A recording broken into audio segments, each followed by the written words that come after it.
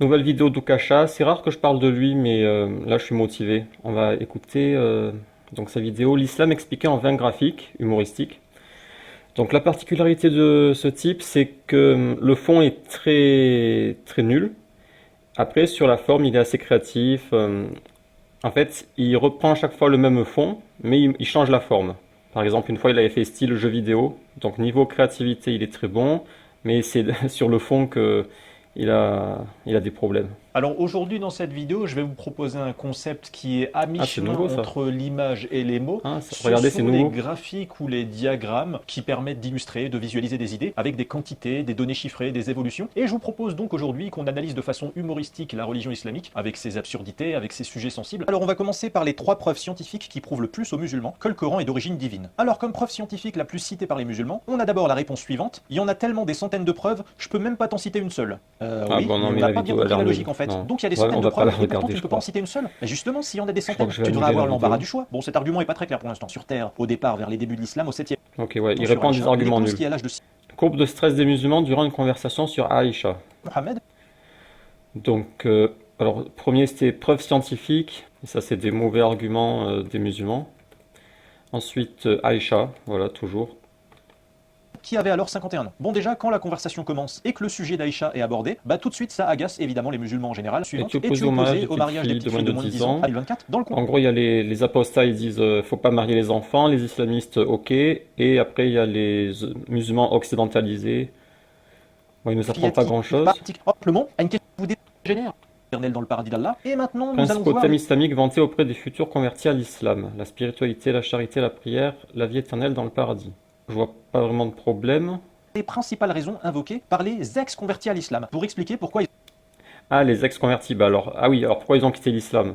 Esclavage, il va dire esclavage, Aïcha, ils ont fini par quitter l'islam. Et on violence, trouve comme raison principale, on ne m'avait pas dit avant ma conversion que voilà, l'esclavage est légal dans l'esclavage, l'islam, on ne m'avait pas dit avant ma conversion que le les prophète enfants, Mohammed le mariage des a enfants. épousé une fillette de 6 ans, on ne m'avait pas dit avant ma conversion que l'enfer d'Allah criminalise la liberté de pensée.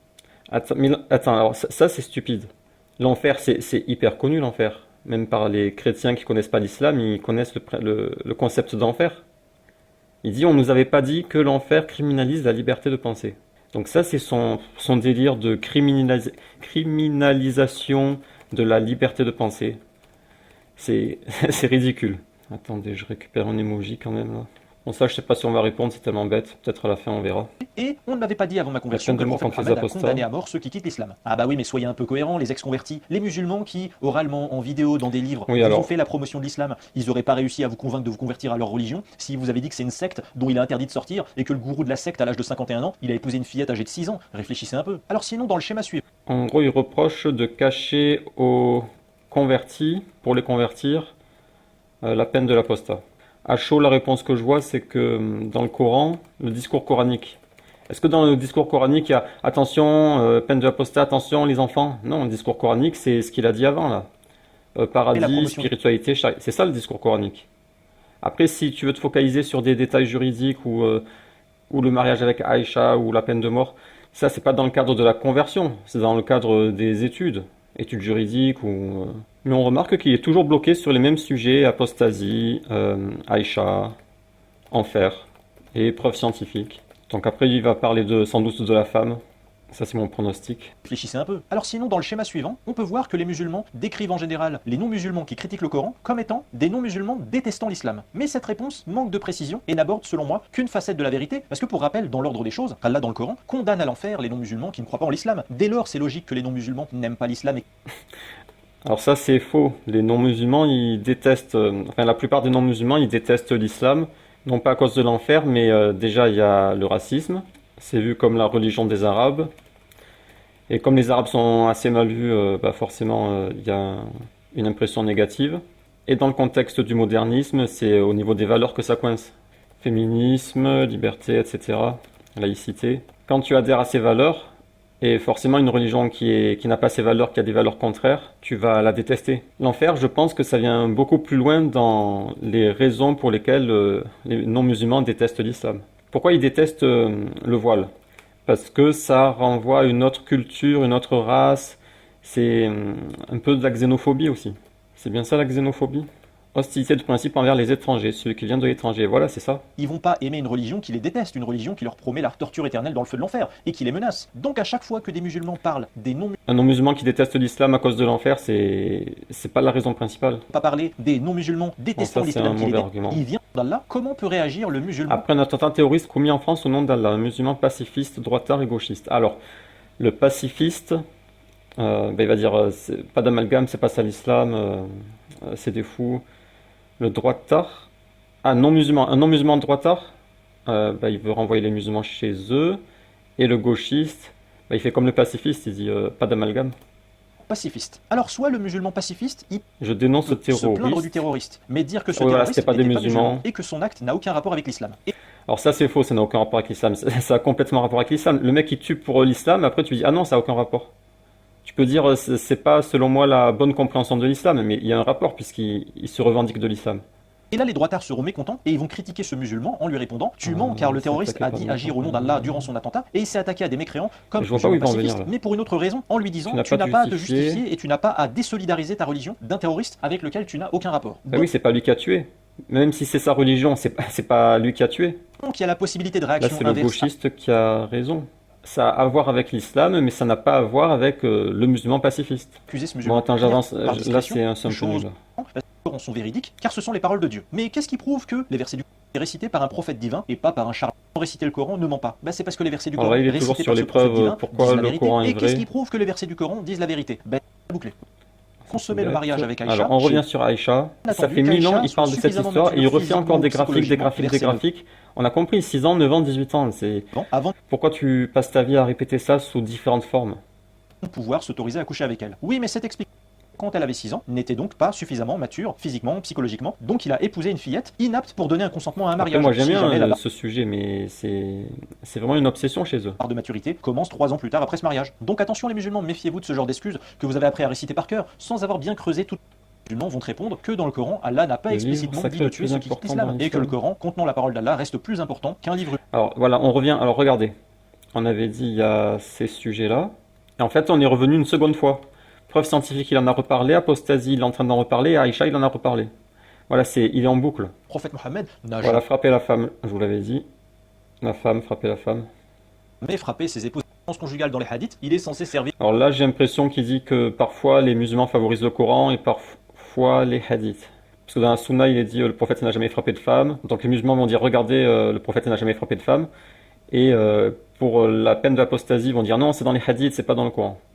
Donc ça, c'est un bon argument d'Ukasha. Et enfin, quand tu montres aux musulmans que le Coran Enfin, un bon argument contre les musulmans complexés qui veulent pas assumer l'apostasie ou frapper la femme. Quand tu as honte des hadiths et versets coraniques qui autorisent l'esclavage. Voilà, on revient sur l'esclavage aussi. 2 fois, on l'a eu aussi. un livre Paris de Pascal. Le premier graphique représente Paris de Pascal. le pari de Pascal tel que les musulmans le voudraient, car il va dans le sens des intérêts des musulmans. Et dans ce schéma, effectivement, Donc, si Dieu existe musulman, il va au paradis. S'il n'existe pas, il n'a pas la punition. Alors que le mécréant, il va en enfer s'il y a Dieu, sinon il n'y a rien. Ok. si ce un peu plus réaliste, c'est le même schéma, mais si Dieu n'existe pas, les musulmans auront quand même gâché leur vie. Ah oui, alors l'argument t'as gâché ta vie parce que t'as pas forniqué, t'as pas bu l'alcool et t'as donné l'aumône et je sais pas.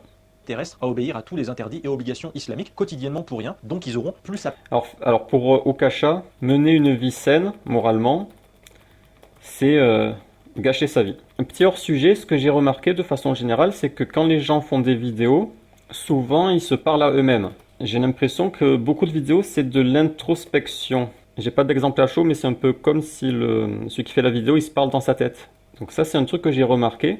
Donc selon ma théorie, on va dire c'est une théorie, lorsque Ukasha dit si tu suis l'islam, tu gâches ta vie, c'est parce que lui-même, soit il considérait qu'il gâchait sa vie, soit il considère que s'il suit l'islam, il gâche sa vie. Dans son cas personnel, ça équivaut à gâcher sa vie. Par exemple, s'il est amoureux d'un homme, forcément, ça va lui gâcher sa vie. Ou si il adore l'alcool ou je sais pas quoi, il peut considérer que ça va lui gâcher la vie. Mais ça gâche pas la vie de tout le monde, ça gâche la vie d'Ukasha peut-être. Et parce que le pari de Pascal est en réalité imparfait et incomplet, voici pour terminer le pari de Pascal optimisé et corrigé. Parce que Bon, j'ai pas envie de repartir sur le pari de Pascal.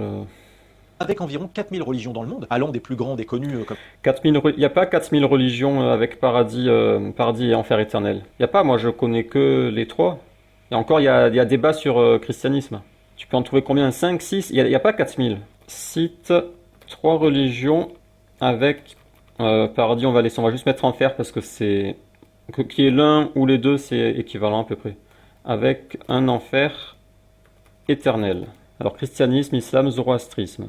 Le paradis est éternel, mais pas l'enfer. Ouais, il me semblait que c'était pas éternel. Attendez. C'est sûr que l'enfer est éternel dans le zoroastrisme. Voilà, bon, là il se reprend, il dit c'est un lieu temporaire. Attends, si je lui dis dans l'islam. Ok, donc là il confirme pour l'islam. C'est sûr pour le christianisme. Il confirme, il dit c'est la position majoritaire. Mais il y a divergence. 3 autres religions à enfer éternel. Hindouisme, bouddhisme. Certaines écoles envisagent des punitions éternelles ou très longues. Cela peut être temporaire avant la réincarnation. Bouddhisme, certaines interprétations. Cependant, ces souffrances sont souvent temporaires. Ouais, il me semble que c'est pas éternel. Je veux vraiment des enfers strictement éternels. Fais une liste exhaustive. Christianisme, islam, manichéisme, Église d'Angleterre. Certains courants du judaïsme. Les religions enfer éternel sont principalement celles de tradition abrahamique majeure. Christianisme, islam, manichéisme, je connais pas. Oui, voilà, en fait, il n'y a pas 4000. Je sais pas pourquoi ils disent 4000, des milliers, des millions. Il y a des milliers de religions, mais il n'y a pas des milliers de religions avec enfer éternel. Il y en a, et en plus, elles se rejoignent. C'est judaïsme, christianisme, islam, c'est la même origine. En fait, il y a qu'une religion. Moi, j'en connais qu'une. Hein. Je sais pas pourquoi ils disent 4000. On peut regarder manichéisme. Admettons qu'il y ait un enfer éternel équivalent à l'enfer de l'islam. Ben, lorsque tu fais le pari de Pascal, tu choisis entre les deux la religion la plus probable. Fondement de la religion. Un jour, les esprits des ténèbres voulurent donner l'assaut au royaume de la lumière. Et l'enfer alors? Non, mais je crois qu'il s'est trompé là. C'est sûr que l'enfer est éternel dans le manichéisme. Il dit il s'est trompé. Après, quand il dit il s'est trompé, c'est pas forcément qu'il s'est trompé, mais l'enfer manichéen n'est pas conçu comme un lieu éternel de souffrance permanente. C'est plutôt une étape. Mais voilà, en fait, moi je connais qu'une religion. D'où ils sortent les 4000 religions? Et si tu lui demandes cite les 4000 religions, il va faire comme tout à l'heure il reprochait aux musulmans quand il dit il y a plein de preuves scientifiques du Coran. Et Okasha disait eh ben pourquoi tu les cites pas? Ben vas-y toi, cite, je te dis pareil, Okasha, cite les 4000 religions, ou même 10%. Cite 10% de tes 4000 religions dans lesquelles le pari de Pascal fonctionne. Parce que pour qu'il fonctionne, il faut de l'éternité. Une punition éternelle. L'islam, le christianisme ou l'hindouisme, aux plus petites religions indigènes locales, et ben même en croyant Attendez, plus hindouisme. grandes et connues comme l'islam, le christianisme ou l'hindouisme. Hindouisme, résume-moi l'enfer dans l'hindouisme. Lieu de souffrance temporaire, voilà Okasha. Mais en fait, de toute façon, il ne peut pas comprendre. Déjà que la plupart ne comprennent pas le pari de Pascal, alors Okasha avec son déficit mental... Aux plus petites religions indigènes locales, et ben même en croyant Petite religion indigène locale. en Dieu, il faut encore que tu crois en la bonne version de Dieu, en la bonne religion. Donc à supposer qu'il y ait 4000 religions, si on arrondit, eh bien le musulman Si on écarte arrondit. 3999 religions sur 4000. Le musulman ne valide donc que 0,1% des religions dans le monde. Donc statistiquement, le musulman est un non-croyant pour 99,9% des religions dans le monde. Oui, et donc Par ailleurs, ce tableau optimisé doit aussi inclure la possibilité par exemple d'un dieu non interventionniste qui refuse d'entrer en contact avec les humains et qui même, admettons, récompensera seulement les humains assez malins pour refuser de croire en défaut. Bon, alors ça... Je sais pas si on va répondre ici, mais... C'est l'argument de beaucoup d'athées, j'ai l'impression. Ils disent, ça se trouve, en fait, Dieu... Ah, il avait dit Dawkins aussi. Dieu, il va récompenser nous, les athées, MDR, parce qu'on était intelligents. Bon, je vais répondre rapidement, mais la réponse est assez complexe parce que, en fait, en gros, au niveau des probas, là, il vient d'improviser un dieu. Il vient d'imaginer un dieu. Le dieu A, on va dire. Et bien, de la même façon, on peut imaginer le dieu imaginaire moins A, qui récompense les croyants et punit les athées. Donc, au niveau des probas, ça va s'annuler en fait. Et de toute façon, ils sont imaginés, il faudrait même pas les prendre en considération. Mais si on veut les prendre en considération, alors comme on peut tout imaginer, tout va s'annuler. Dès que tu imagines un dieu imaginaire X, bah, il y a le moins X que tu peux imaginer aussi.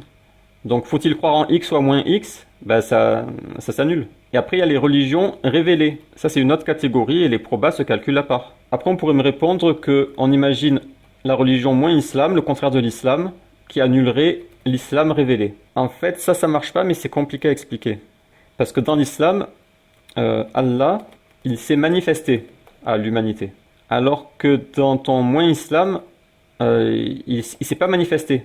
Ton moins islam, En fait, c'est un moins islam, on va dire, moins islamix. C'est le contraire de islamix, qui est une copie de l'islam, mais avec Dieu qui n'est pas manifesté. Tu peux pas annuler une religion où le Dieu s'est manifesté par une religion imaginaire. Après, il faudrait que je trouve un moyen de faire comprendre ça facilement, parce qu'il faut être un peu matheux pour comprendre. Après, il faut être honnête. Au Kasha, tu l'expliques, il va pas admettre. Et au contraire, ce Dieu punira les humains qui, de leur vivant, se seront laissés berner par de faux prophètes. Et là, avec cette possibilité de Dieu non interventionniste, qui récompense la prudence et la rationalité, Ton Dieu non interventionniste, je l'annule par un Dieu contraire qui récompense tous les croyants et qui punit tous les athées. plutôt que la croyance sans preuve, et bah le non-croyant sera récompensé, tandis que le musulman, lui, sera perdant. Alors à présent, voyons les vœux Il est content, il croit qu'il a, comment on dit, tué le game. Il croit qu'il a tué le game, ça y est. Allah exauce le plus statistiquement. Alors quand un musulman prie Allah pour qu'apparaisse une chose dans sa vie, par exemple un diplôme, un conjoint, une conjointe ou Ouais, il un va emploi, et bien si parler aucun humain des n'intervient dans le invocations processus de qui ce marchent vœu, pas. Allah n'exaucera pas ce vœu. Tu peux attendre assis dans une pièce sans rien faire, le lycée ne te donnera pas ton bac gratuitement, tu dois te déplacer et remplir tes copies d'examen, ta future femme n'apparaîtra pas sans qu'il y ait d'interaction humaine au préalable, et enfin tu ne Bon, ça, c'est les invocations qui ne se réalisent pas. C'est pas un argument qui m'intéresse, ça. pourras pas être embauché sans raison si tu restes isolé, ne fais rien et que personne ne parle à personne. En revanche, quand un musulman prie Allah pour avoir une chose, on va reprendre les trois mêmes exemples, un diplôme, une épouse, un job, et qu'il y a une intervention humaine dans cette demande, par exemple un humain prie Allah pour obtenir son bac, bah c'est Alors, ce qui me fait rire, c'est que il croit que l'invocation, c'est comme un tour de magie. Tu fais l'invocation, hop, ça tombe du ciel. Il dit, ben non, il faut qu'il y ait des humains qui interviennent. cet humain. Oui, Il doit mais quand même réviser l'examen. si Parce Dieu que Allah, il va existe, pas les humains, c'est c'est Allah qui les fait intervenir. C'est Allah qui gère tout. soit par une autre personne humaine, c'est à se demander si Allah exauce vraiment les vœux. Bon, on va à présent comparer deux systèmes. Un système Le ton sur lequel il parle, combiné à ses arguments, ça fait vraiment enfantin. On dirait un petit enfant à chaque fois. social et Je économique. comprends pas qu'il ait autant d'abonnés. Enfin oui, je comprends, mais je veux dire, la qualité la qualité n'est pas là, quoi. On dirait un enfant qui dit, ah mais Dieu, il a pas exaucé mes vœux. Et pourquoi il y a des méchants, ils sont riches et il y a des gentils, ils meurent? C'est pas intelligent ces vidéos, mais il y a la forme et il y a surtout la haine contre l'islam et c'est pour ça qu'il y a des abonnés. Un système social et économique dans lequel Bon, après, au 99% niveau de la forme, là, c'est pas ouf, hein. des riches ont eu des parents riches et 99% des pauvres ont eu des parents pauvres et ces pauvres ont aussi 99% de chances de rester pauvres. Bah a priori, les musulmans ils vont dire que c'est un système social et économique. Il va dire, oui, que la plupart des croyants, ils font des enfants croyants. En gros, c'est l'inégalité des chances parce que tu as plus de chances d'être musulman si tes parents sont musulmans. Et les non-musulmans ont 99% de chances de rester non-musulmans toute leur vie. Ne serait-ce pas un système de reproduction sociale qui fait que votre lieu de naissance et la religion de vos parents conditionnent à 99% votre probabilité d'être musulman? Schéma suivant, on va voir comment se faire des amis musulmans en France. Vous pouvez par exemple vous faire des amis musulmans en les rencontrant à un concert. Ah non, pardon, parce qu'en fait les instruments de musique c'est interdit dans l'islam. Ok, bah vous pouvez vous faire des amis musulmans en les rencontrant au musée. Ah non, là non plus en fait, parce que le destin d'être vivant c'est interdit dans l'islam. Bon, bah vous pouvez vous faire des amis musulmans en les rencontrant à des anniversaires. Ah non, là encore non plus, puisque bah, c'est interdit de fêter les anniversaires dans l'islam. Bon, bah vous pouvez vous faire des amis musulmans dans des cafés, voilà. Ah oui, mais non, parce que c'est vrai que les lieux où il y a de la... Vous savez quoi, on va changer l'intitulé de la question. Ce sera faire des amis musulmans désobéissants à Allah en allant à des concerts par exemple, voilà, ou au musée, voilà, ou à un anniversaire, ou rencontrer dans un Donc café il par dit, exemple. les musulmans, ils peuvent pas se faire d'amis. Et alors dans les pays musulmans, comment ils se font des amis? Ils ont pas d'amis? Il y a carrément des réseaux islamistes, mais non, ils se font pas d'amis les musulmans. Donne 4 contextes où se faire des amis pour un musulman qui respecte l'islam. Interdiction, musique, anniversaire, bistrot, alcool. Et musée, c'est interdit le musée? Mais attendez, pourquoi ce serait interdit le musée? S'il y a des trucs, des statues nues par exemple, mais muséum, islam, voilà c'est ici. Il n'est pas permis de visiter les musées qui contiennent des choses interdites comme les idoles. Ouais, mais si c'est juste des peintures, c'est des tableaux ou des œuvres d'art. Tu peux même faire un musée musulman. Tu fais des œuvres sans représenter les âmes. Dans les mosquées, bah oui, tu vois beaucoup de monde. Événements et activités communautaires islamiques. Ouais, comme quand ils sortent pour donner des colis alimentaires, des trucs comme ça. Club ou association culturelle musulmane. Volontariat et œuvres de charité. Bon, après, il n'a pas dit l'école, le travail, etc. La famille, les amis de la famille. Ou rencontrer dans un café par exemple, c'est bien ça. Et voici enfin le dernier graphique qui montre l'évolution Ah, frapper, on revient sur frapper. Ben voilà, il a tout fait en double. du sens frappé dans le verset 34 de la Ouais, sourate donc 4 c'est du Coran, comme, depuis que le prophète Mohammed l'a récité au 7e siècle. comme je Pour rappel, savais au verset déjà, 34, c'est qu'il est en boucle depuis 10 ans sur les mêmes 5 sujets. Ouais. ne les frappez pas. Le contraire de frappe. Il n'y avait pas Ouais, trop. là, il critique Qui est assez musulmans incroyable coïncidence. complexés. L'information et l'humour, surtout en images. Un long On a texte. beaucoup d'informations, beaucoup d'humour. On a beaucoup appris de choses, on a beaucoup rigolé. Ben voilà, Oukasha fait du Oukasha, la boucle sur l'esclavage, Aïcha, l'enfer et frapper la femme. De la mécompréhension du pari de Pascal. Il croit qu'il y a 4000 religions dans lesquelles le pari de Pascal fonctionne alors qu'il n'y en a que 2 ou 3. Parce qu'en fait, pour le judaïsme, il me semble que si tu es musulman, selon les juifs, t'as pas l'enfer éternel. Donc, dans le cadre du pari de Pascal, entre musulmans et juifs, inutile d'être juif, autant être musulman, comme ça, tu te prémunis des 2 enfers éternels. Alors que les chrétiens, pour les juifs, c'est comme des associateurs. Donc, en gros, ça se joue entre islam et christianisme. Moi, je connais que ces 2 religions. Je sais pas pourquoi ils disent 4000. Et encore, dans le christianisme, il y a débat. Ah oui, criminalisation de la liberté de penser. Ça, j'en avais rigolé dans mon sketch. Jeu question pour un islamophobe. J'avais rigolé sur son expression, la criminalisation de la liberté de penser. Mais attendez, si on prend sa logique des 4000 religions, il nous dit il y a 4000 religions, donc on peut pas savoir quel est le vrai Dieu. Il y a aussi la religion du Dieu athée, le Dieu qui récompense les athées. Mais dans ces 4001 religions, du coup, il y a de la criminalisation de liberté de penser. S'il me dit non, non, parce qu'il criminalise pas parce qu'il n'y a pas l'enfer. S'il n'y a pas l'enfer, il n'y a pas le pari. Tu nous dis il y a le pari sur 4000 religions plus une. Tes 4001 religions criminalisent la liberté de penser. Donc pourquoi tu es obsédé depuis 10 ans sur une religion et tu oublies les 4000 autres? En fait, toute l'humanité a criminalisé la liberté de penser. Attendez, j'essaie de décortiquer sa phrase. Criminalisation, législation qui rend quelque chose illégal. Donc ça rend illégal la liberté de penser. La liberté est illégale. Attendez, je repense à son bistrot. Mais il est bête. Il n'y a pas que l'alcool. Tu peux faire des restaurants, snacks, salons de thé. Il y a plein de places, trucs de fast-food. Il y a plein de places où tu manges sans alcool. Donc c'est quoi l'argument? Ah, tu peux pas te faire des amis au bistrot. Donc je réfléchis à sa phrase. Ça rend illégale la liberté de penser. Attends, ça veut dire quoi que la liberté est illégale? Ça n'a pas de sens, non? En fait, en islam, tu as la liberté de penser, mais il y a des conséquences. Comment la liberté peut être illégale? Je crois qu'elle n'est pas correcte, sa phrase. Pouvoir agir sans contrainte. Ça rend illégal le droit de penser sans contrainte. Mais non, tu as le droit. Je comprends pas. Tu as le droit de penser ce que tu veux. La loi peut restreindre la liberté, mais elle interdit pas la liberté. Ça n'a pas de sens, interdire la liberté. J'ai l'impression qu'on est encore dans le monde enfantin avec le bébé qui sait pas s'exprimer. On lui a volé le jouet, il dit « il a criminalisé ma liberté de jouer ». J'ai l'impression qu'il n'a pas réfléchi. Qu'il ait dit ça une fois ou deux dans une vidéo, ça passe, mais qu'il le répète depuis des années comme si c'était la phrase incroyable et percutante. La liberté de penser est le droit que possède tout individu de déterminer lui-même le contenu de ses représentations intellectuelles, morales, politiques. Donc c'est un droit. Est-ce qu'on peut criminaliser un droit? Le droit à l'avortement. Est-ce qu'on peut criminaliser le droit à l'avortement? Non, tu criminalises l'avortement, mais pas le droit à l'avortement. Donc en conclusion, on a mis en évidence l'absurdité de son expression, on a réfuté ses arguments sur le pari de Pascal, on a psychanalysé Okasha, être musulman pour lui ce serait gâcher sa vie, on n'en sait pas plus, mais c'est son cas personnel. On l'a réfuté sur la haine des mécréants envers l'islam, il a prétendu que c'était à cause de l'enfer mais c'est pas le cas, c'est racisme, valeur, xénophobie. Il dit les musulmans cachent aux convertis la peine de l'apostat mais parce que c'est pas le discours coranique. Si tu prêches une religion, cette religion a un livre. Pour prêcher la religion, tu t'appuies sur le livre, non? Tu vas pas t'appuyer sur... un jour, il y a eu un mariage avec un enfant. Quel rapport? C'est pas ça l'objet de la révélation. Les 4000 religions, ça c'est dans le pari de Pascal. Et il reste les 4 thèmes qu'il répète. 6 thèmes plutôt. Apostasie, Aïcha, l'enfer, l'esclavage, frapper la femme et l'épreuve scientifique. Maintenant, si les non-musulmans veulent que les musulmans répondent à Okasha sur ces sujets, le problème, c'est qu'il y a en France de la criminalisation de la liberté d'expression.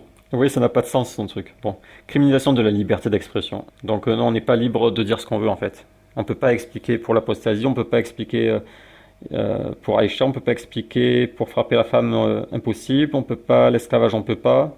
Il y a ces 2 sujets qui ne sont pas criminalisés, et encore, là, il risque d'y avoir des quiproquos. Comme quand Onfray croyait qu'une punition dans l'enfer, c'était une punition que Dieu ordonnait de faire aux mécréants. Donc en fait, il n'y a que ce thème sur lequel on pourrait répondre. Mais ça, c'est un truc bidon. Ça, c'est des musulmans qui cherchent des pseudo-preuves scientifiques, comme... il y a aussi la numérologie. Donc en fait, il n'y a rien à répondre. En fait, ils te mettent le couteau sous la gorge. Ils disent « Attention, on ne parle pas de ces sujets ». Et après, ils te balancent ces sujets. Ils te disent « Ah, tu sais pas répondre à ça ». C'est pas que je sais pas répondre, c'est que j'ai un couteau sous la gorge que tu es en train de me mettre, tu vois. Donc le prérequis pour qu'Okasha ou les islamophobes en général obtiennent une réponse, c'est de décriminaliser la liberté d'expression. Et ensuite, on pourra leur répondre. Donc la première chose qu'ils doivent faire, c'est pas de parler aux musulmans, c'est de parler à Macron, les députés, je sais pas quoi, là, parler aux politiques. Tu vas voir les politiques, tu leur dis décriminalise la liberté, il faut décriminaliser la liberté. Et quand tu auras décriminalisé la liberté, on pourra te fournir des réponses sans risquer les punitions. Et oui, c'est ton pays qui criminalise la liberté. Regarde Soral Diodo, ils n'ont pas la liberté d'expression, ils sont criminalisés. La France criminalise la liberté d'expression. Moi aussi, je peux pas m'exprimer, je suis criminalisé. Ma liberté est criminalisée. Et ça, c'est du concret. C'est du concret. Toi, tu crois pas à l'enfer. Pour toi, c'est fake, c'est des histoires. C'est une histoire inventée. Donc, tu es en train de dire, ah, ils sont méchants les musulmans. Dans une histoire, ils ont dit, je vais être puni. Dans leur histoire. Oh là là, trop méchants. Ils ont inventé une histoire. Et dans leur histoire imaginaire, parce qu'ils n'y croient pas, dans leur histoire imaginaire, ils disent je vais en enfer. Oh là là, trop méchant. C'est de la criminalisation de la liberté de penser. En attendant, dans la réalité, tu as une tribune et nous, on est bâillonnés. On n'a aucune liberté d'expression. Nous, quand je dis nous, c'est les dissidents ou ceux qui ont des opinions contraires qui ne sont pas acceptées par le régime. Nous, on est réellement criminalisés. Et toi, tu te plains parce que dans une histoire à laquelle tu ne crois pas, tu dis « Oh là là, ils sont méchants. » Dans leur histoire qu'ils ont inventée, ils ont dit « Je vais être puni. » Moi, j'ai aucune liberté d'expression. Je suis obligé de dire des banalités, Ma liberté est complètement criminalisée. Est-ce que tu vas défendre ma liberté d'expression? Il fait son malin, lui, il est assis avec les puissants, les dominants. Il s'assoit à la table des dominants et il dit « Regardez leur religion horrible. » Il y a Aïcha, apostasie, etc. Et attention, si vous répondez à mes arguments, si vous contre-argumentez, attention, parce que j'ai la police avec moi, il est interdit de me contredire. Si vous répondez à l'apostasie, esclavage, frapper la femme, j'appelle la police, vous êtes foutus. Bon, c'est pas lui qui va l'appeler, peut-être c'est ses abonnés, là. On appellera la police. Il se fait passer pour la victime alors qu'il vit en France, il est payé, il a toute sa liberté alors que nous, on est censuré, on est traqué, on gagne pas d'argent. Bref, en conclusion, toujours des arguments bidons et ces 5 arguments qui répètent en boucle depuis 10 ans. Ça, j'avais déjà répondu, c'est un sujet trop facile. Apostasie aussi, c'est trop facile, mais je peux plus répondre car la liberté est trop criminalisée. Ça, c'est un sujet plus difficile, l'esclavage. L'enfer, le mec, il y croit pas. T'y crois pas, c'est quoi ton problème? Et Aïcha, j'en ai déjà un peu parlé, mais c'est un sujet moins dangereux quand même. Mais eux, ils sont trop dangereux, on peut pas les aborder. Non, lui non plus, impossible. Donc il y a que Aïcha. Voilà, en fait, on est toujours bloqué sur Aïcha, quoi. Voilà, on retombe sur l'obsession sur Aïcha. Comme Jack le Fou avec son Aïcha. Ils sont ridicules. Après, de notre côté, tant mieux qu'ils soient bloqués sur Aïcha. Ça évite de devoir répondre à des arguments difficiles. Voilà, toute la vie, c'est le débat sur Aïcha. J'ai coupé la vidéo et j'ai repensé à son expression criminalisation. Et ça m'a fait penser à un truc, c'est que j'avais dit sur mon article, en fait, Ukasha, il a un complexe. Il veut montrer qu'il est plus blanc que blanc et qu'il est quelqu'un de brillant. Et c'est pour ça qu'il en est venu à faire cette expression stupide. Parce qu'il voulait utiliser un mot savant, criminalisation. En fait, c'est un idiot qui rêve d'être brillant. C'est pour ça qu'il dit, j'ai fait un livre de 500 pages, il est indestructible, il est impossible à contredire, à critiquer. Bon, là, on a démoli le livre. Enfin, la première moitié, parce que j'ai pas eu le temps de faire la suite. Il y en a plein qui l'ont démoli. Comment il s'appelle? Froment, il a écrit un livre de démolition.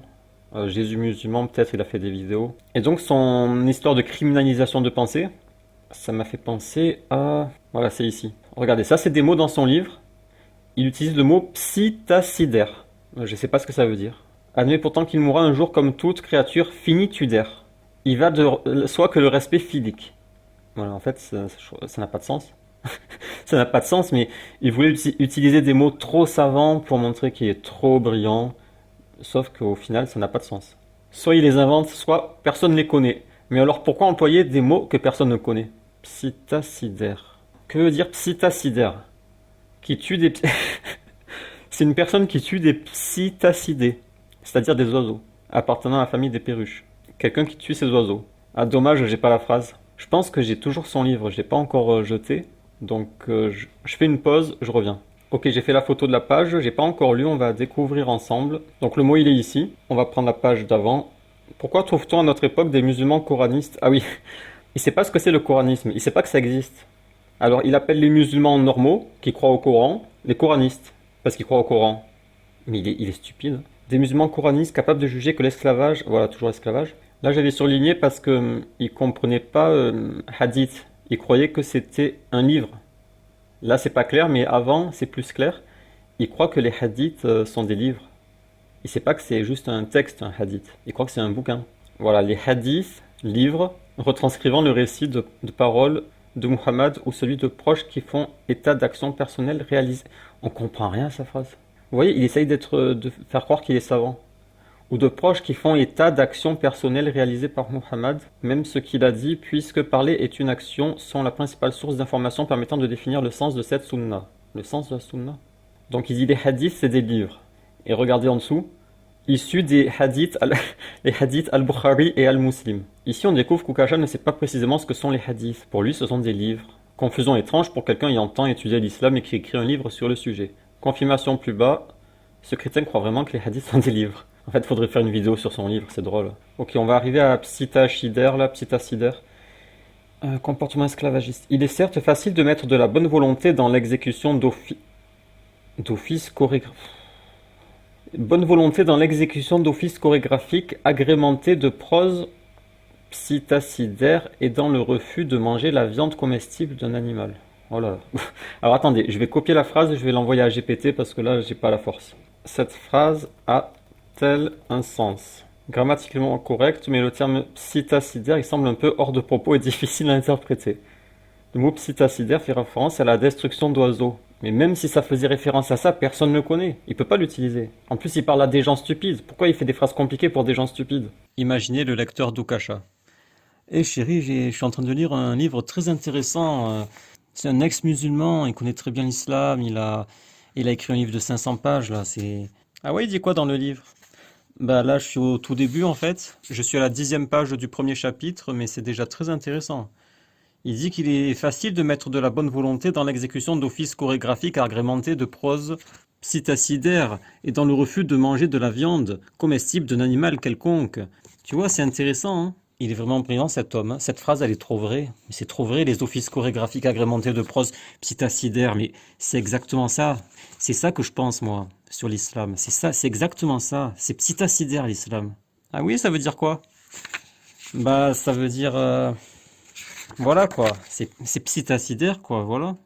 Voilà, comme ils disent à la télé. Je comprends pas, je viens de vérifier, ça veut dire ils tuent des perruches. Les musulmans tuent des perruches? Ah ben oui, c'est ça, de toute façon, ils tuent tout ce qui bouge. Tout ce qui bouge, ils le tuent. Mais ça parlait pas des musulmans là, ça parlait de la prose, de la chorégraphie? Ouais, ça parle quoi de... Oui, les chorégraphiques, les offices, les offices. Les offices chorégraphiques agrémentés, oui. L'exécution des offices agrémentée de prose psittacidaire, c'est ça. Alors c'est les proses qui tuent les petits oiseaux? Bah c'est ça, oui, les proses, oui, elles tuent les perruches, hein. Comme les musulmans, ils tuent tous les perruches. Mais on sait même pas où il a appris le mot. Comment il a pu l'apprendre? Il n'existe même pas sur Google le mot. Comme toute créature finitudaire. Finitudaire. N'est pas couramment utilisé en français et semble être néologique. Ouais, GPT, je crois, il se dit, mais il a inventé. Sauf que si tu crées un mot, il faut qu'on le comprenne, mais on le comprend pas. Ou une créature finie. Mais pourquoi finitudaire? Finitudaire, ça existe pas, non? Ah, là, ça existe, mais c'est dans le livre d'Ukasha. Dommage. Finitudaire, magie d'Ukasha. Finitudaire, magie d'Ukasha. C'est ridicule. Et le troisième mot, c'est le respect philique. C'est quoi, philique? Le respect philique. Semble être, à chaque fois, il a des doutes, GPT. Une construction peu courante, voire un néologisme. Respect philique pour désigner un respect fondé sur l'amitié. J'ai retrouvé la page, c'est encore au début du livre, page 35. Malheureusement, dans la mesure où la bien-pensance française d'aujourd'hui suspecte de cécité intellectuelle tout homme qui souhaiterait exprimer un reproche à l'encontre de l'islam, le monde politico-médiatique dominant par les bons sentiments à la fois censeurs et censurés n'a pour l'heure aucune raison de se presser pour admettre que des opinions négatives à l'encontre de l'islam peuvent naître loin de l'étroitesse d'esprit et de la haine. Ah, il fait genre, il est pas haineux, il est pas étroit d'esprit. Pour ceux qui ne voient en la culture qu'un simple sujet de promotion ou de marketing, il va de soi que le respect philique et le plaidoyer sont des outils indispensables pour juger l'islam. Pour ceux qui ne voient en la culture qu'un simple sujet de promotion, il va de soi que le respect philique et le plaidoyer sont des outils indispensables pour juger l'islam. Je comprends rien à sa phrase. Bon, déjà, le respect philique, ça, il faut le virer. Je crois qu'il veut dire par le plaidoyer qu'il faut aussi essayer de défendre l'islam pour avoir les bons arguments pour le critiquer. Mais ça, il a jamais fait ça. Et ce que je comprends pas, c'est pourquoi il met une note 1 pour le mot culture. Culture, ensemble de modes de vie, de principes intellectuels qui définissent des comportements communautaires, nanana. Ok. Il nous définit le mot culture et il nous laisse avec le mot philique. On connaît la culture, mais on connaît pas philique en fait. Donc on revient dans la psychanalyse. On remarque tout le long du livre d'Ukasha qu'il essaye de se donner un style savant. Il essaie de construire inutilement des phrases longues et compliquées, mais tout ce qu'il fait, c'est se tourner en ridicule et embrouiller le lecteur. Il veut briller. Il veut montrer qu'il est quelqu'un de brillant, d'instruit, pas un blédard. C'est un blanc bien blanc. Il a honte de sa race. Il a chez lui un immense désir de s'intégrer au peuple français. Et pour s'intégrer, il a choisi d'insulter l'islam et de s'entourer de fachos. Triste projet de vie. Donc niveau psychanalyse, il y a 3 points en fait. Le premier qu'on a vu, c'est qu'il se parlait à lui-même, il disait ça me gâche ma vie. L'islam, si je suis l'islam, ça me gâche la vie. Par exemple, s'il est amoureux d'un homme. Deuxième point, c'est son complexe. Il veut briller. Il veut montrer qu'il est trop intelligent, il connaît des mots trop compliqués qu'il y a que lui qui les connaît. Et le troisième point, en fait, c'est sur l'enfer. En fait, il est terrorisé de l'enfer. Allah torturera éternellement en enfer celui que Muhammad n'aura pas convaincu. Ukasha persiste, il est toujours perturbé par cet enfer auquel il ne croit pas. Personnellement, si le gourou Raël me permettait 1000 tortures après ma mort, je n'en éprouverais aucune forme de crainte ou de perturbation. Encore moins n'en écrirais-je un livre où y consacrerais-je mon existence, car ce sont juste les paroles d'un gourou ridicule. Un Raël, c'est un gourou de secte. S'il me dit tu vas aller en enfer, tu vas être torturé, je m'en fous en fait. Je vais pas faire des vidéos. Oh le méchant, il a dit je vais en enfer. Mais Ukasha, toujours il parle de l'enfer et on voit qu'il est vraiment perturbé. Ukasha prétend que le prophète est un gourou comme Raël, mais il est étrangement perturbé et parfois semble même terrorisé par la punition promise après sa mort par ce gourou entre guillemets. Mais Allah se préoccupera de ce en quoi j'ai cru durant ma vie et il m'enverra en enfer pour punir ma liberté de penser différemment. Bon là il fait la même erreur, c'est pas punir ta liberté, punir ton choix. On voit la quantité de fois où il parle de l'enfer, à quel point cela le tourmente. Ukasha a l'air complètement terrorisé par l'enfer, il a de quoi. Cette menace de l'enfer sur sa tête d'apostat malhonnête et haineux le hante. On comprend qu'il écrit ce livre comme pour se justifier de sa mécréance, pour se débattre face à cette épée de Damoclès. Il n'arrive pas à s'en débarrasser. Alors il invente un faux débat, dans son livre il fait un faux débat, dans lequel il a le dessus sur un croyant. Cela lui permet de se donner bonne conscience en se convainquant qu'il est dans la vérité et que le camp d'en face n'a pas d'argument solide. Il essaie de se donner l'impression qu'il a démoli la menace de l'enfer en remportant le débat imaginaire face aux croyants. Triste. Oui, il fait un débat, un croyant contre lui, et dans le débat, il est trop fort, il démolit le croyant. Mais c'est facile, il a inventé un... C'est imaginaire, c'est dans sa tête. Il invente un croyant débile, avec des arguments débiles, qui n'a aucune répartie, et il arrive à le vaincre. Bah oui, c'est facile, oui. Donc voilà sa triste vie. Terrorisé par l'enfer, il essaie de se débattre, et de se justifier dans des livres. Pour lui, mener une vie saine, c'est gâcher sa vie. Donc on imagine que dans sa vie, il y a des choses malsaines. Et il est très complexé. Voilà, regardez. Là, c'est l'athée qui argumente... Attendez, c'est quoi l'argument? Ah, il dit, comment interprètes-tu ce verset? Combattez ceux qui ne croient pas. Et le croyant, le croyant, il répond, 3 petits points. je suis bloqué. Et Elani fait 3 petits points. Genre, ça y est, je t'ai battu. C'est triste. Hein. Il fait des débats imaginaires. Attendez, c'est où que j'ai dit ça? Imaginaire. De la page 55 à la page 129, Ukasha invente un débat entre un athée qu'il appelle Hélène, qui représente lui-même, et un musulman. Ne pouvant pas faire de débat dans la vraie vie, il dit avoir peur de mourir dans le débat. Ouais, c'est ça, quand les musulmans l'invitaient au débat, il disait « Ah non, j'ai peur de mourir ». Ukasha en invente un, mais connaissant toute l'honnêteté d'Ukasha, vous avez sans doute deviné que la personne contre qui il débat dans son imaginaire n'est autre qu'un musulman complètement stupide et ignorant, incapable de répondre à la moitié des questions. Sacré Ukasha, frustré de ne pas pouvoir vaincre les musulmans en débat dans la vraie vie, il se défoule en imaginant un monde dans lequel il le fait. C'est comme si pour réfuter les scientifiques et la théorie de Darwin, j'inventais ce genre de dialogue. Voilà, je vais réfuter la science. Alors comme ça, vous dites que l'homme descend du singe. Le scientifique, oui. Alors comment se fait-il que les singes existent encore, sachant qu'ils sont censés avoir évolué en humains? Scientifique. Je sais pas, j'imagine qu'il y a une explication. Vous imaginez? C'est donc ça que font les scientifiques, ils imaginent? 3 petits points. Au fait, j'ai lu que des paléontologues ont fabriqué des faux fossiles. Pouvez-vous l'expliquer? C'est bien ce que je pensais. Je pense que nous pouvons arrêter le débat ici. Le lecteur se fera sa propre conclusion. Scientifique, 3 petits points. Voilà, Voilà, j'ai réfuté la science, ça y est. Normalement, ce genre de scénario imaginaire reste sur un cahier personnel, comme un journal intime. Comme l'ado qui se fait humilier à l'école et qui, pour se venger, écrit le soir dans sa chambre une histoire où c'est lui qui humilie tous les caïds de l'école et embrasse la jolie fille. Ce genre d'histoire, en temps normal, ça reste sur un journal intime, où on en parle au psy. Mais Ukasha, n'ayant pas de pudeur, il nous a réellement pondu son déchet. Il était une fois un monde où Ukasha brillait et piétinait les musulmans en débat. Rayon fiction, psychologie. Ton Dieu, c'est pour ça que tu ne le verras jamais, ne l'entendras jamais, ni ne le toucheras jamais. Il existe que dans ta psyché, admets-le. Donc là, l'argument, il est invisible. Ukasha ne comprend pas le principe même de la croyance. Bah oui, c'est croire sans avoir la preuve matérielle. C'est le principe de la foi. Il dit, mais on le voit pas ton Dieu. Si ton Dieu Allah veut me prouver qu'il existe, il devra s'y prendre autrement. Il peut venir me parler quand il le souhaite, en tout cas. Voilà, alors ça c'est un faux argument qui est bien réfuté par ce verset et ce verset. En fait, Ukasha il te dit, bah, si Dieu veut que je croie en lui, il a qu'à me parler. En fait, il sous-entend que si Dieu lui parle, Ukasha se mettra à croire. Mais c'est un mensonge. Si Dieu lui parle, il dira, j'ai halluciné. Regardez au-dessus. Quand même il verrait toutes sortes de preuves, il n'y croirait pas.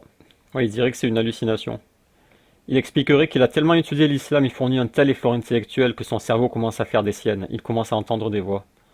Comme le dit le Coran, aucune preuve ne saurait convaincre Ukasha, il se réfugierait en dernier recours derrière l'excuse de l'hallucination. Et ceux qui ne savent pas ont dit, pourquoi Allah ne nous parle-t-il pas directement? Ou pourquoi ainsi ne nous vient-il pas? Donc ce comportement d'Ukasha il est déjà prédit dans le Coran. Ils disent, pourquoi Allah ne nous parle pas? C'est ce qu'il fait Ukasha, il dit, mais il a qu'à venir me parler, pourquoi il ne vient pas me parler? Sauf que s'il venait te parler, tu n'y croirais quand même pas. Tu dirais c'est une hallucination, c'est le cerveau. Ouais, voilà, il y a la réponse ici. Même si nous ouvrions pour eux une porte du ciel et qu'ils puissent y monter, ils diraient vraiment nos yeux sont voilés, mais plutôt nous sommes des gens ensorcelés. Voilà, il dirait ça au Kasha. Il dirait j'ai eu une hallucination.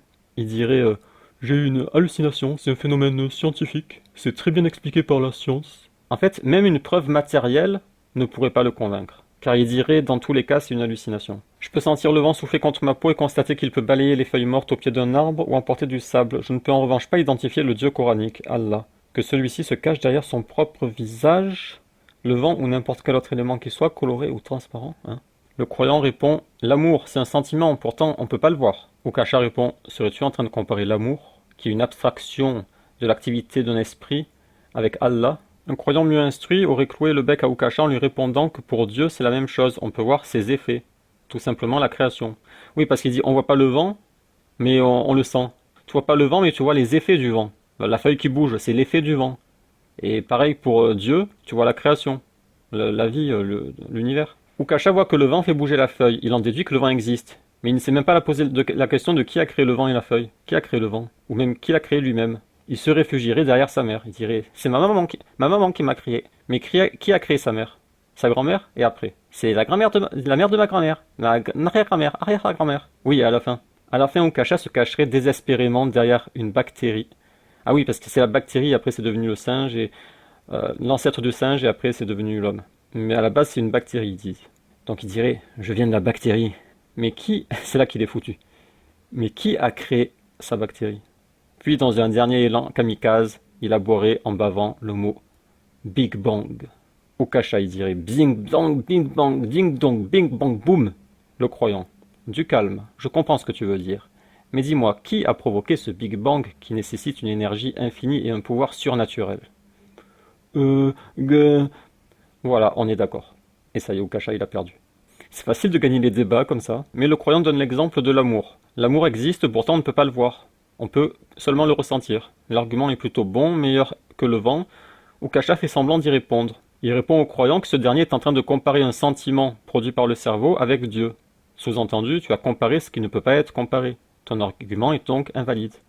Oui, il lui dit, pourquoi tu compares l'amour avec Dieu? Tu peux pas comparer l'amour avec Dieu. Oui, Ukasha, c'est le principe de l'analogie. Comparer deux choses qui ne sont pas les mêmes, mais qui ont un point commun. Ici, le fait d'être invisible. En fait, il dit, tu peux pas comparer, mais on peut comparer. Pourquoi on pourrait pas comparer? Serais-tu en train de comparer l'amour, qui est l'activité d'un esprit, avec Allah, un esprit conscient, capable de survivre au trépassement du dernier de ceux qui croient en lui? Mais pourquoi tu pourrais pas comparer? Tu dis pas que c'est la même chose, mais il y a une analogie entre les deux. L'amour, tu le vois pas, il existe. Dieu, tu le vois pas, il existe. C'est ça l'analogie. Tu comprends pas l'analogie?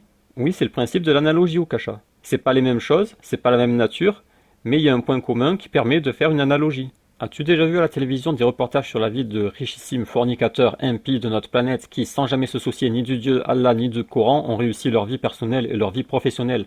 Allah, il a l'air de bien les aider, eux aussi, dans leur vie de tous les jours. Et le croyant, il sait plus quoi répondre. Il se dit, ah oui, c'est vrai.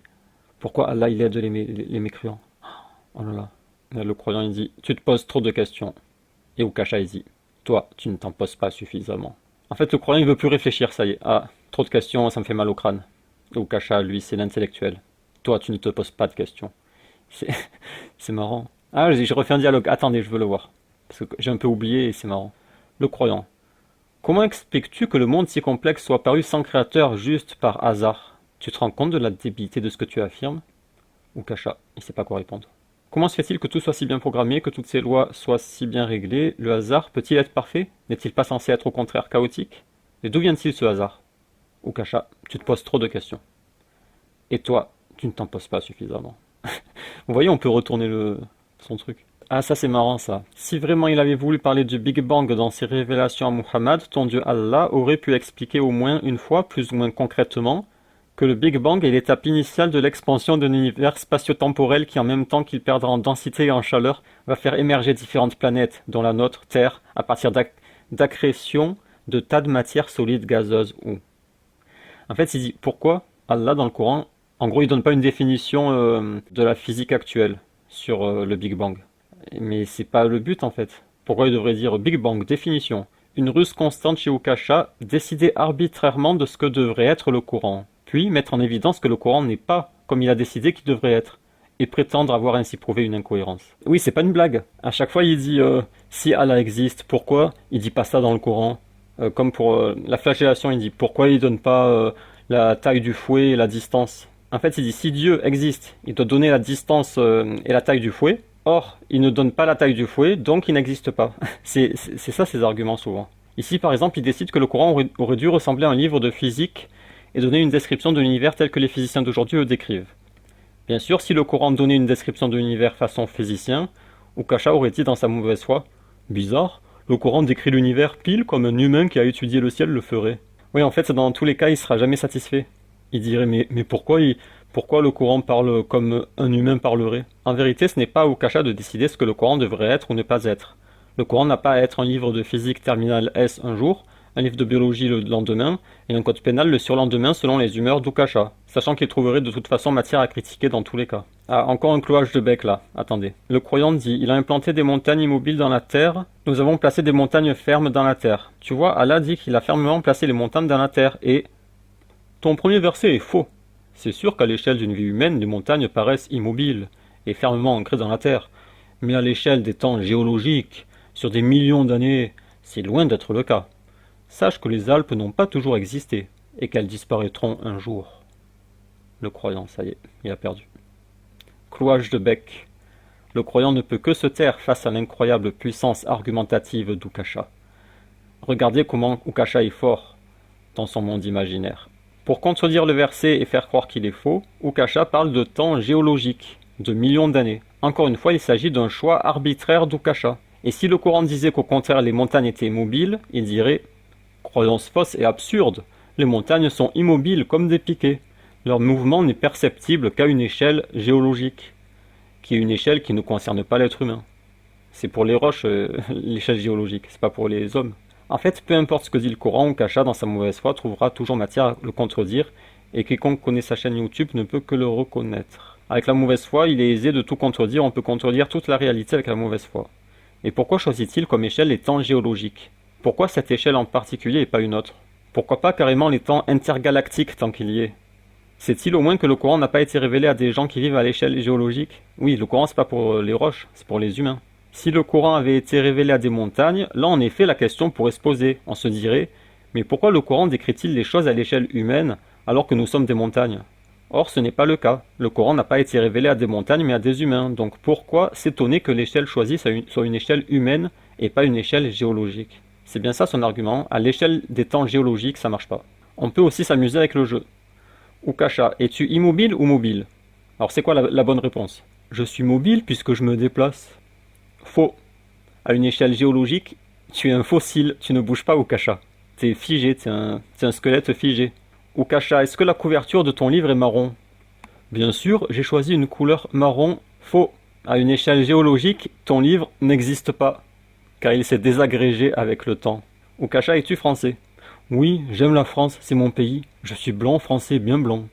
Faux, tu es un blédard. Tu m'as piégé, tu me ridiculises devant tout le monde, j'ai honte, je veux mourir. Tu vois ce que ça fait maintenant qu'on te fasse parler à ta place et de pas pouvoir te défendre? Ah, je me souviens, il y avait un argument, mais il était incroyable l'argument, attendez. C'était sur les montagnes qui parlent. Ah là, il a falsifié, regardez. Le verset de la sourate 4 est pourtant bien traduite dans l'indifférence générale au sens de frapper physiquement, violemment. Voilà, ou cachamment, jamais ce verset n'a été traduit par frapper violemment. Au contraire, les savants expliquaient qu'il ne fallait pas frapper violemment. Le prophète a clairement dit dans Sahih Muslim, que Ukasha prétend avoir lu, de ne pas frapper violemment. J'ai jamais vu la traduction et frappez-les violemment. Ah, mais ça c'est drôle et triste ça. On le lit ou pas? En fait, il dit, si ton Dieu existe, alors il sait tout ce que je vais faire. Il sait les actions que je vais accomplir durant les journées du 28 octobre et du 19 décembre de l'année prochaine. Le Dieu qui sait à l'avance ce que chaque habitant de la planète Terre d'aujourd'hui fera, un jour pris au hasard dans environ 20 ans, savait sans doute déjà 20 ans avant aujourd'hui, lorsque je ne me posais pas la question d'écrire ce livre que vous tenez entre vos mains, que tout d'un coup, au beau milieu de cette phrase que vous lisez, je me mettrai à écrire cet incohérent, irréfléchi et impromptu Agi Saiji Straojimde. On comprend pas. On dirait un enfant qui réfléchit, se dit ah, mais si Dieu existe, ça veut dire si j'écris Saiji Straojimde, il le savait? C'est bizarre, hein? Comment il savait ça? C'est un mot trop difficile. J'ai fait au hasard. Comment il pouvait savoir? Hein? Bizarre. Ukasha ressemble à un enfant qui viendrait de découvrir le concept de l'omniscience et ferait une blague, au Toto. C'est ça, c'est la blague Toto. Oh, si ton Dieu, il sait tout, alors il sait que j'écris ça c'est bizarre, hein? C'est bizarre, comment il sait ça? On retiendra la formule, ce livre que vous tenez entre vos mains. Ouais, tout le long du livre, il dit, vous savez, ce livre que vous tenez entre vos mains.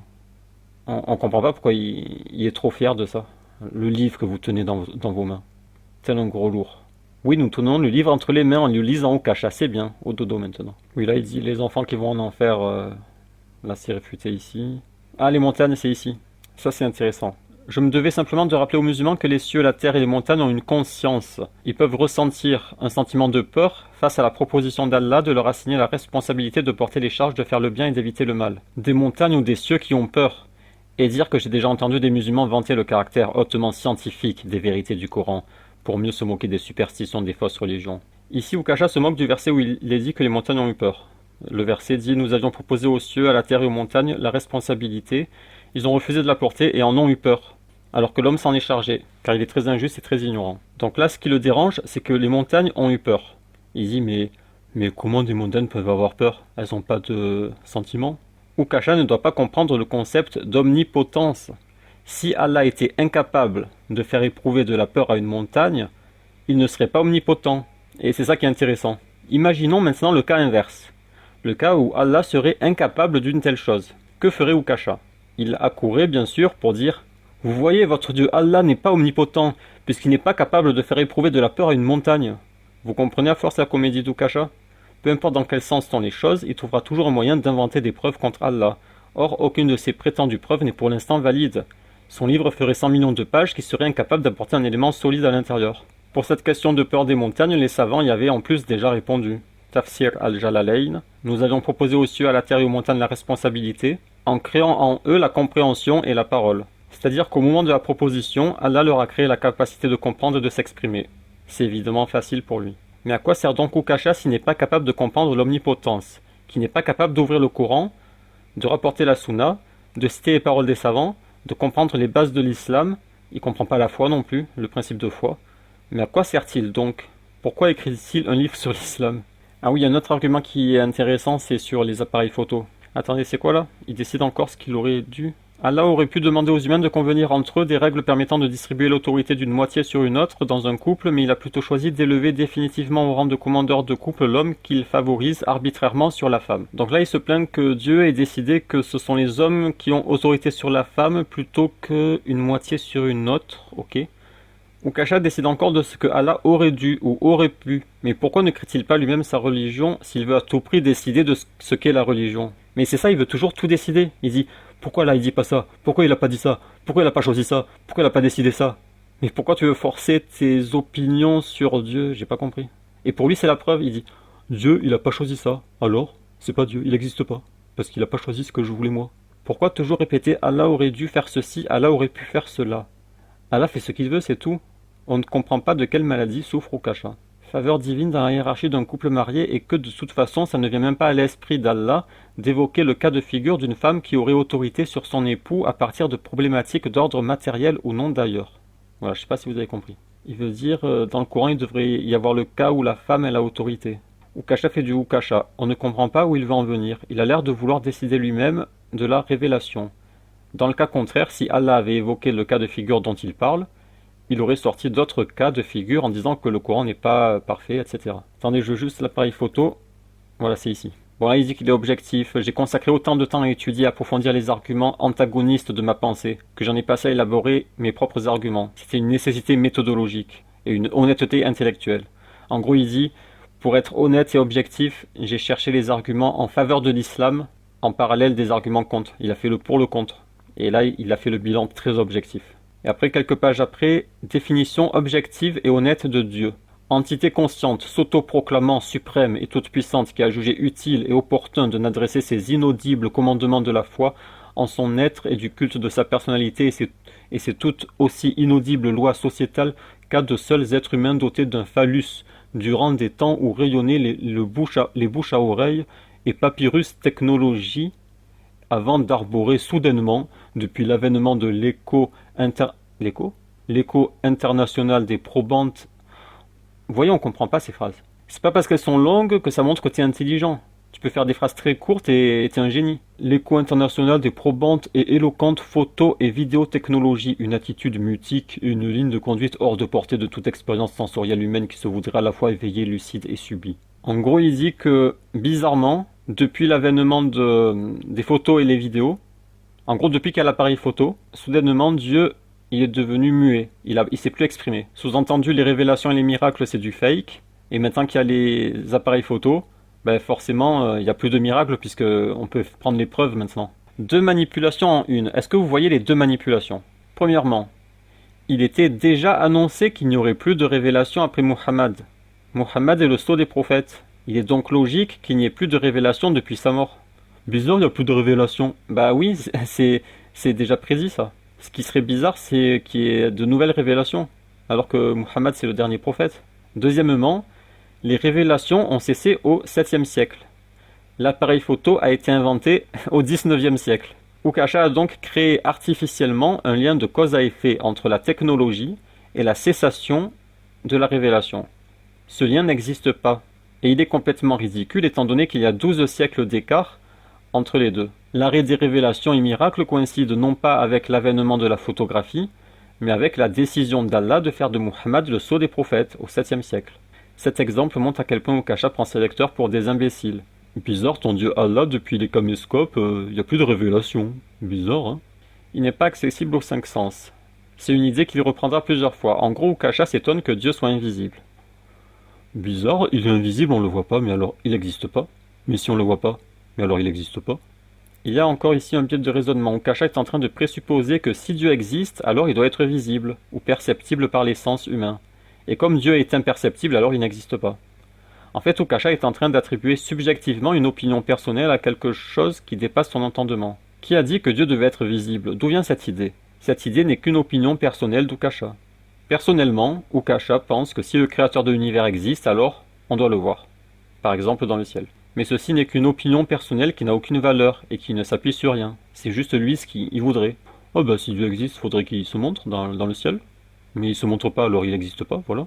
Dieu fait ce qu'il veut. S'il veut s'adresser uniquement à certaines personnes sélectionnées pour faire passer un test de foi à l'humanité, il le fait, c'est tout. L'opinion personnelle d'Ukasha sur ce que devrait faire Dieu n'a aucune valeur. De plus, Ukasha ne fait qu'enfoncer une porte ouverte en disant que Dieu est invisible, car c'est le principe même de la foi, c'est de croire en l'invisible. Sourate 2, verset 3, qui croit en l'invisible. C'est le principe. Ceux qui croient à l'invisible. Mais si l'invisible, il n'existe pas? Bon, ça c'est l'enfant, ça on l'avait déjà vu en vidéo. Une réponse pénale capable de laisser ses deux mains à l'enfant pris en flagrant délit de vol de sucette chez un confiseur. Voilà, il dit il est très objectif, il a beaucoup étudié l'islam et après il te dit mais l'enfant il vole un bonbon, on lui coupe la main, oh là là, le pauvre enfant il voulait juste manger le bonbon et on lui coupe la main. Je vous dis, j'ai beaucoup étudié l'islam, je sais de quoi je parle, j'ai écrit un livre, hein. Ah, mécréanophage, ça c'est pour diaboliser l'islam. Il utilise un mot pour faire peur, mais qui n'a pas de sens. Mécréanophage, ça veut dire on mange le mécréant. Quand tu es objectif, tu peux pas utiliser ce mot. Ça c'est de la tentative de diabolisation. Mécréanophage, comme s'il mange les mécréants. C'est dangereux. Ukasha, toujours honnête intellectuellement et dressant un constat objectif, c'est ce qu'il dit, écrit 6 fois dans son livre que le Coran a un contenu mécréanophage. Bon voilà, je voulais juste jeter un œil à sa vidéo finalement, on s'est un peu éternisé. Donc rendez-vous je pense dans plusieurs mois pour les vidéos que j'ai annoncées. J'adore le concept, ça fait rire mais on voit bien le temps consacré à la vidéo et la qualité du travail fourni. J'ai pas l'impression qu'il y ait beaucoup de montage là, attendez. Non, il n'y a pas énormément de montage. Pour voir si une vidéo a pris beaucoup de temps, faut faire défiler ici, tu vois le nombre d'images. Ouais, comme ça fait 24 minutes, ouais, il y a quand même pas mal d'images, mais ça n'a pas l'air spécialement long à faire. Il y a d'autres vidéos qu'il a faites où il y a beaucoup de montage, mais là, je vois pas pourquoi il dit ça. J'adore comment à chaque fois la précision du propos. Merci de ton travail d'utilité publique. Merci le grand Magid. Bravo Magid. Bien joué les graphiques, c'est ça qu'il faut. Ben, je les ai pas trouvés. J'ai pas trouvé sur la forme, j'ai pas trouvé ouf la vidéo. Pourquoi il dit c'est ça qu'il faut? J'ai pas remarqué qu'il y ait des graphiques très percutants, hein. C'est à la fois précis et très dense. Mais il n'y a rien dedans. On a tout écrit. Il y avait les 6 arguments en boucle, le pari de Pascal et une autre bêtise. C'est pas. À chaque fois, ils font genre c'est un travail waouh. Genre il a écrit une thèse de doctorat. Mais non, mais c'est naze le fond de ces vidéos. Sur la forme, parfois c'est pas mal, mais même là, la forme elle est pas ouf. Toujours précis, structuré et sourcé. Sourcé? Mais sourcé de quoi? Il n'y a aucune source, non? Il n'y a pas de source, non? Là, aucune source. Ces graphiques, c'est lui qui les invente, ça. C'est pas basé sur des sources, ça. C'est lui qui a estimé dans sa tête. Ou des sources. Mais je crois qu'il y a zéro source. C'est ça le pire. Attendez. Parce qu'il cite des versets, peut-être? Non, là, il y a... Ah, peut-être il croyait que les schémas, là, les graphiques, étaient basés sur des sources. Mais sauf qu'il n'a pas compris. Merci pour cette vidéo très sourcée dans laquelle... Ah, c'est ça les sources. 99% des musulmans ont été éduqués par des parents musulmans. Merci pour la source. Oh là là, il a vu le pourcentage, il croit que c'est une source. Incroyable, merci pour ce travail très sourcé. Contrairement à vos détracteurs. Voilà mon prophète préféré, superbe, super intéressant. Mais c'est quoi qui est intéressant? C'est toujours les mêmes arguments. Tu le suis depuis longtemps, non? Il t'a rien appris de nouveau. Un condensé d'expérience. C'est marrant comment ils le font passer pour un savant. Toujours aussi pragmatique. Très bonne présentation. On ne peut plus clair. C'est vraiment à faire partager. Oui, mais il a rien apporté de nouveau, non? Toutes ces vidéos, c'est la même chose. Clair, concis et structuré. Chapeau. Très scolaire avec les graphiques, donc utile. Très réaliste de ce que nous vivons. Ah, tu vis quoi, toi? Tu vis Aïcha 9 ans? En fait, il s'est fait un film. Les Muses en PLS une nouvelle fois. Continue à nous instruire. Mais c'est ouf. Attendez. C'est dingue quand même. Continue à nous instruire. Mais il a enseigné quoi là? C'est quoi la connaissance qu'il a apportée dans cette vidéo? Ou alors c'est la première vidéo sur l'islam qu'il voit? La première vidéo d'Ukasha? En fait, je vois pas le pari de Pascal, non. Je vois pas ce qu'il y a comme enseignement en fait. Toujours aussi excellent, bah, c'est toujours les mêmes arguments. Je veux une vidéo numéro 2. Oui, mais tu n'auras pas d'autres arguments, hein. Il va juste changer la forme.